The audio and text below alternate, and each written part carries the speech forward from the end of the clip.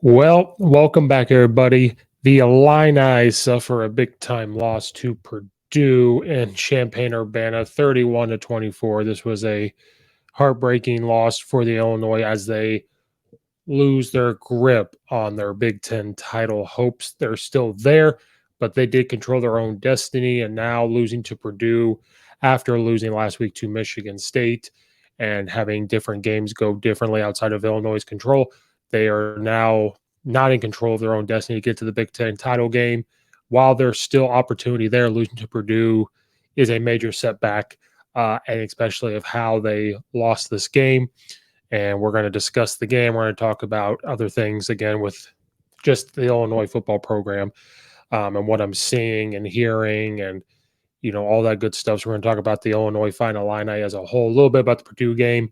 Not much to say other than a couple things that I think people need to realize what happened with them, and just discuss the Illinois Illini football program from the outside perspective, looking in a little bit of a coaching perspective. Make sure you're following at Coach_Steve72 on Twitter. Like and subscribe on YouTube for the Coach Steve Show, and make sure you're following, rating it on Apple and iTunes. Helps go a long way. And also check out the Belly Up Media Network at bellyupsports.com to check out all the podcasts, blogs, and sports and non-sports related things there. Illinois Final Illini football, they're on a 2-game losing streak. It's the first 2-game losing streak since last year. They have not had one this year.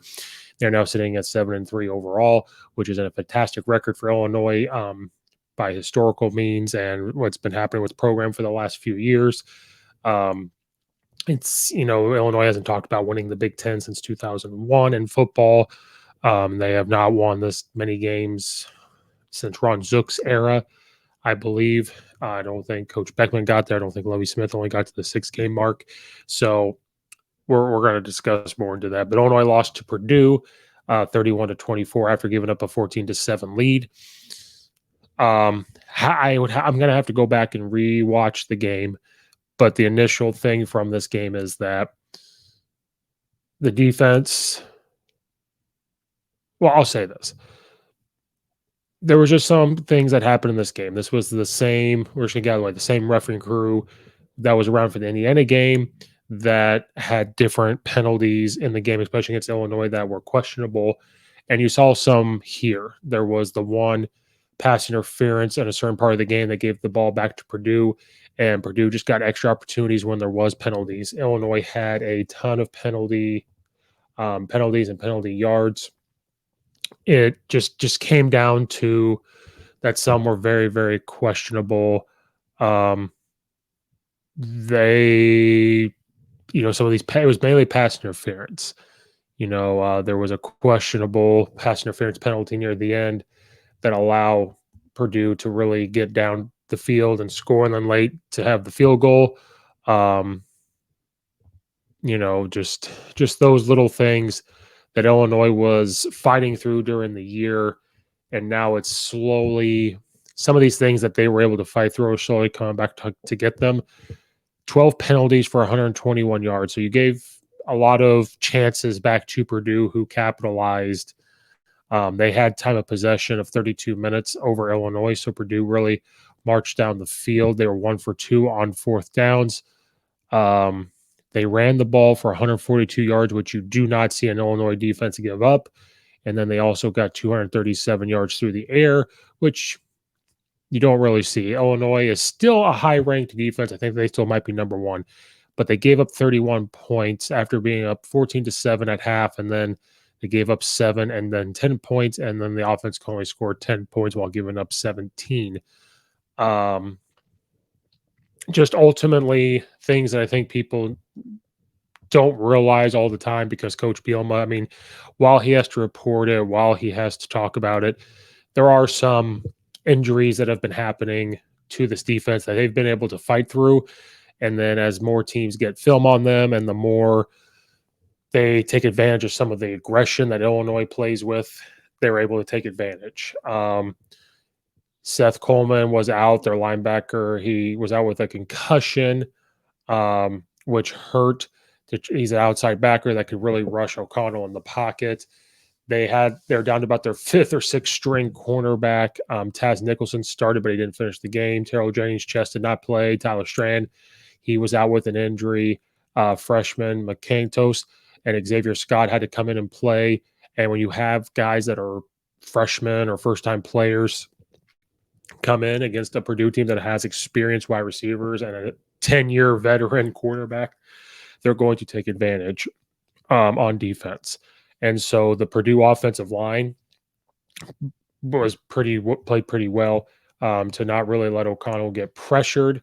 They really attacked those corners and safeties. There were some missed tackles in open field, and there was just things that you don't see an Illinois team really do, and they were able to fight through. So normally when they make these type of mistakes, the defense would come up and make a big play. But when you're down to freshmen or first-year players all over your secondary, and then you're out one of your pass rushers, and then the rest of your D line up front can't get pressure on O'Connell. Those are the things that were happening Saturday. They gave up some yards. They were bending a little bit, but they didn't break. And then they slowly started to crack a little bit, in my opinion. And then I'm not going to blame, you can't fully blame the game on the refs. We can't go that far. But to watch some of the pass interference calls that were made were very questionable because a defender, even if it was flip-flopped, if they call a pass interference on Purdue against Illinois, I would like it because I'm an Illinois fan, but I could sit here and totally understand and make a case with Purdue that with those fans, they would say the same thing.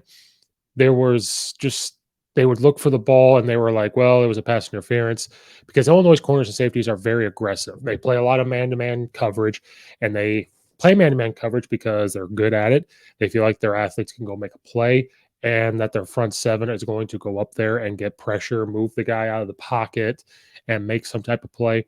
And it allows you to play a robber coverage with like Sidney Brown or another free safety that can go make a play, go get the interception, come down and tackle. And those are things. But when you're very aggressive and you've got younger guys in there, sometimes they just go too far with it. They don't understand when to stop with the aggression, and they get those type of penalties, gives Purdue back the ball. And I talked about it before that we have to be able to slow down the receivers. But what I did not expect was to have one of the running backs get 106 yards on the ground. I had full thought of the Illini defense that they could control the run game. What I was more about was controlling the receivers. Now, they still had their hands full because Sheffield had 72 yards. Durham had 70 yards. Jones chipped in with 66 yards. So the receivers still did what they needed to do. But when you have the receivers doing that to able to nickel and dime you down the field, and have a running back with 106 yards receiving, that's for a tough day on a defense that is beaten up and a little bit bruised. And so the Purdue offense was able to do that when you have I joke around 10-year quarterback, but a guy that's been there for a while in this type of offense that's comfortable with it. This is what's going to happen. And Purdue is not a pushover. Their record was 5-4 coming in. They were poised again to talk about, they've been talked about to win the West. That was one of the teams talked about. It was them, and for some reason Nebraska and Iowa's always in there. Wisconsin, so Purdue was getting into that conversation because of O'Connell, because of this pro style passing attack. We missed tackles on their running backs. They would throw it to the running back, whether it was their very first option read or it was his progression was his second or third option, and we were missing tackles. They were making plays on us with their offense. And so the defense, when you have some injuries, and then when you get some of these penalties, you stop playing the aggression because you're afraid of getting the penalties. It does hurt you. On the flip side, I said that Illinois was going to have to pass the ball a lot and move the ball down the field in order to win this game. And they kind of did. They threw the ball 32 times. Tommy DeVito was 18 of 32, 201 yards and a touchdown. He did have the late interception, which it bothers him to have that. Chase Brown was 23 carries, 98 yards. The first time he's been on 100 yards and God knows how long. He did have 2 rushing touchdowns, which was great, but then he also left the game injured. As of right now, I've been trying to look it up, no update on his leg injury. This is one of the things that I was worried about on offense, was running Chase Brown as much as we were.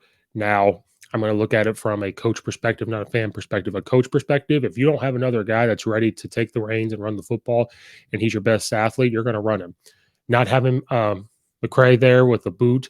He came out in a boot again. So, coming in, he's supposed to be the downhill bruiser. Chase Brown is supposed to relieve him a little bit.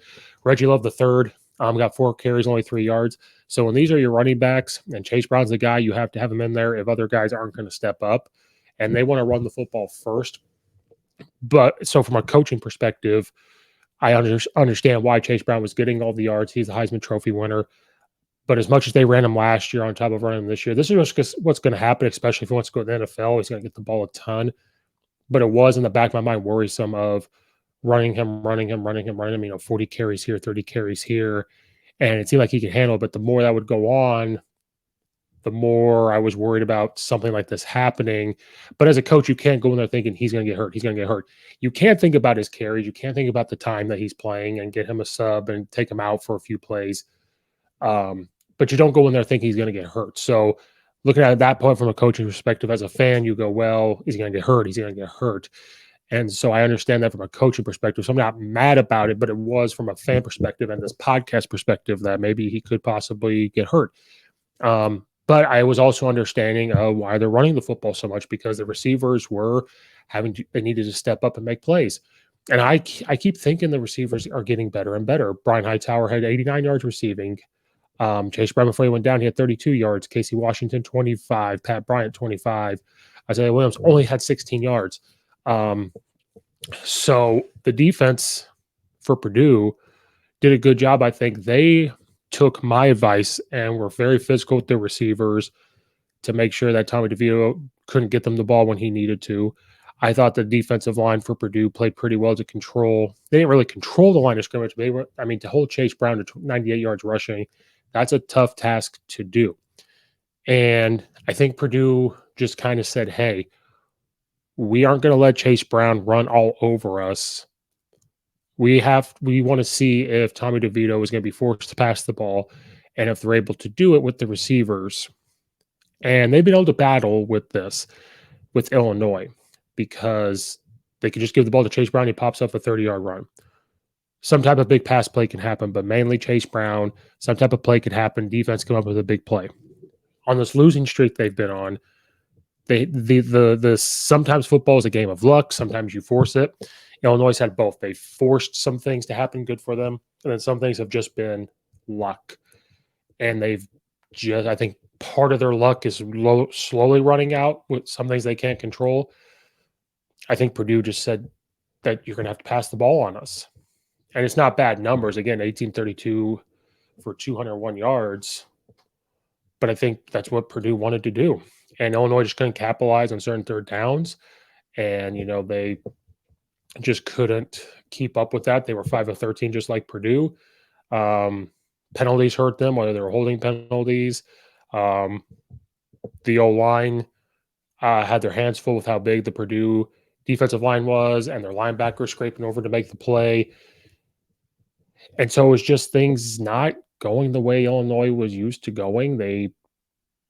Some things, luck happens, and sometimes they make a play, and they just didn't make the play. And so people are wondering, like, what has happened to this Illinois football team that we saw get the big time win over Wisconsin. Then you turn around and you get a win over Iowa. Then you get a win over Minnesota. And then you are starting to see little glimpses of what was happening against Nebraska. But then you really saw it kind of get opened up versus Michigan State. And then you saw it again versus Purdue. And these were the type of things that we saw in the Indiana game. But it was so early on that we didn't think some of these were going to be an issue. So the question is, what has kind of happened to this Illinois football team? It's a couple things I've talked about where I think the injuries to the defense is slowly catching up. The defense being on the field a lot. I really brought that up for when Iowa was playing, that I'd have to go back and watch all of the films from other games. It just seemed like the defense was on the field a ton, especially the Iowa game. Minnesota, they're out there a little bit.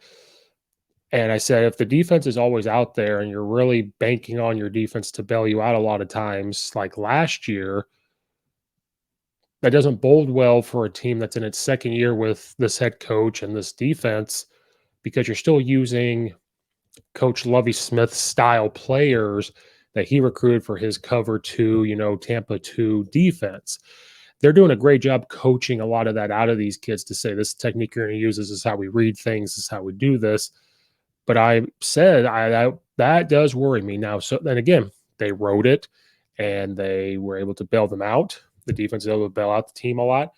But now you're starting to see they're putting a lot of pressure on the defense where they have these injuries. And then things don't go their way, especially these younger players, mentally, that affects you. And now, did they play horrible, horrible? No. But it was giving Purdue the ball a little more. Offense didn't capitalize when they need to. So just having the defense out there a ton and putting them in those bad situations, I said eventually that could come back to bite them. I don't want it to. And this is coming from a fan perspective, a coach perspective. They're playing well. They got to step up. They need to do what they need to do. And that's it. You got to suck it up and do it. And I just felt like as an Illinois team that they were almost a year ahead of schedule with what was going on. You know, they were sitting there at 7-1. Everything was pointing towards that they will beat Michigan State because how Michigan State was playing, that the way Purdue was playing, they will beat Purdue when they're going to the Big Ten title game. Michigan would be up in the air, probably could beat Northwestern. Then you're off to play either Michigan or Ohio State from the Big Ten East in the Big Ten title game. And so people are saying is that Illinois can't handle the expectation. My argument to that was, what expectation do we have coming in? I just said, they got 5 wins last year. I'm looking for 6 or 7. So for me, they're getting to that expectation. But usually when you take over a program, like Nick Saban, his was quicker. But when you take over a program like Illinois that's struggling, you're looking like a 3 or 4 year before you can start really thinking about like this is going to be churned into something where we're winning 8, 9, 10 games a year, competing for that. Where like, your first year you're trying to put it together, get the program there. And then the second year is, learn how to win. And then the second year, and then the third and fourth years, you're looking at expect to win, expect this. And so they were winning. And so I think it was almost like they were ahead of schedule. They're still learning how to win. We're expecting to take some of these guys. Some probably were around for the Red Box Bowl, maybe. And then they went through the COVID year that was really bad. And then last year, having a brand new regime from top to bottom, they're still learning how to win. And a lot of fans, when we got to the 7-win mark, we were like, this expectation is Big Ten title, is expectations this. Now, I understand why you're saying, they're not living up to expectation. Well, now you're creating this new expectation as a fan base. The coaches in there, they're saying they want to compete for a Big Ten title as well. But I just don't know if they're just prancing around and they're saying, if we don't win a Big Ten title, this is a failure. We all have to remember where this program came from. And so what's been going wrong with this? Maybe the players are creating their own pressures on them. And once a player does that, it's really hard sometimes to get them out of that because of social media, because of the news reports, because of podcasts, because of going to class and people saying these things to them and what they're seeing and what they're hearing. And so when they create that self-pressure, then it's really tough to do that. And also, how do you handle winning? And I just don't know if Illinois is there yet everywhere. I think we're there with the quarterback. I just don't think we're there consistently with the wide receivers. Yes, as many times as I said they're getting better, which they are, they're still not Purdue receivers. They're still not Ohio State receivers. They're getting better each and every week. They're just not quite there yet, which is bad, which I feel bad then for like a Tommy DeVito, where this is the only year we're going to have him. And so we're there with the quarterback position. I think we're getting there with the O-line positions. The defense is there until a lot of these injuries were piling up. We're still not having our full recruiting classes of Coach Bielema and staff into this program. And so that's why I feel like we're ahead of schedule. I predicted we'd go to a bowl game this year. The Big Ten title, no offense to any Illinois coach, it would be on my radar. But I even said if we never did not get there, but we were improving, this would still be a successful year. To Coach Bielema and them, I'm not saying they're going to call this a failure, but they've got to figure out how to win. And they've got to learn how to win too at the same time. And that's tough. It's tough to learn how to win when you've come from this. I've been a part of that myself as a coach where the program's been losing. Then you win your first game or your second game. Like I was at a program that, had gone 1-8, 1-8, 0-9. Then we won our first 2 games the next year. And we were sitting there at 2-0. Well, it was kind of the same thing of you have to learn how to win. And then we went on this losing streak. And so it became, okay, well, we have to learn adversity, how to overcome that, how to win. And that's kind of where this Illinois team is. They had this success, and then they were getting some lucky things were happening to them in this game. Some things they just battled and overcame and performed well. But now people are getting injured. They're getting banged up. Now we're putting this reliability on guys that were not a part of those things during the winning streak, and now they're here. So now they have to learn how to do that. And so it's just things have just piled up on this Illinois team. The red zone offense has hurt them. I think sometimes Chase Brown, we're just waiting for Chase Brown sometimes to bail us out instead of Tommy DeVito bailing us out, these receivers bailing us out. Because again, who is the guy on offense to throw the ball to? You would think Isaiah Williams, but he's not this 6'6" guy that you're just going to throw the ball up to take advantage of. So those type of things are happening. It's an O-line that's still growing into the system that they want. And so not making excuses because they were on this win streak. They did do great things. But now things are catching up. You hope that that's what happens to some teams where they battle through these things. Some things go right for them, and then something like this happens. And so now you have to figure it out. But I think that's what's been happening with this Illinois team is that there's certain things they were able to get away with, whether it was the defense going to bail them out because the red zone offense isn't good.